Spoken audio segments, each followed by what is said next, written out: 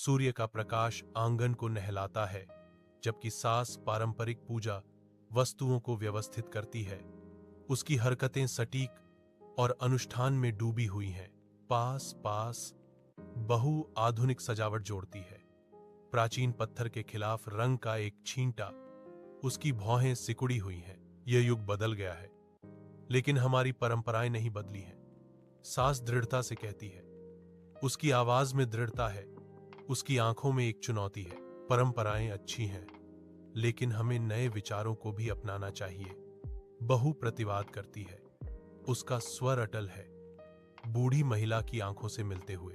एक अनकहा तनाव हवा में भारी है, एक मौन युद्ध का मैदान जहां परिवार के घर के दिल में पुराना नया से मिलता है। सास बीमार पड़ी है, नाजुकता की तस्वीर। बहू कोमल देखभाल के साथ उसकी देखभाल करती है। बहू धीरे से सास के माथे पर एक ठंडा पट्टी रखती है, उसका स्पर्श बुखार के खिलाफ एक मरहम है। अटल भक्ति के साथ बहू दवा देती है, उपचार और आराम का एक मौन वादा। सास की देखभाल के बीच बहू पूरे दिल से घर की प्रार्थना की तैयारी करती है, जो आशा की किरण है। सास बहू की देखभाल से प्रभावित होकर धीरे से कहती है, मुझे नहीं पता था कि तुम इतनी समझदार हो। बहू पूरी ईमानदारी से जवाब देती है, माँ जी, परिवार सबसे पहले है, परिवार पहले।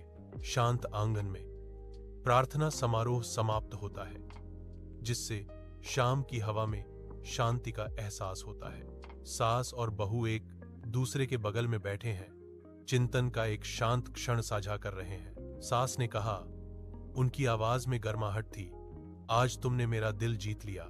मुझे एहसास हुआ कि परंपरा और बदलाव साथ साथ चल सकते हैं। वह स्वीकार करती है, उसकी आंखें नरम पड़ जाती हैं।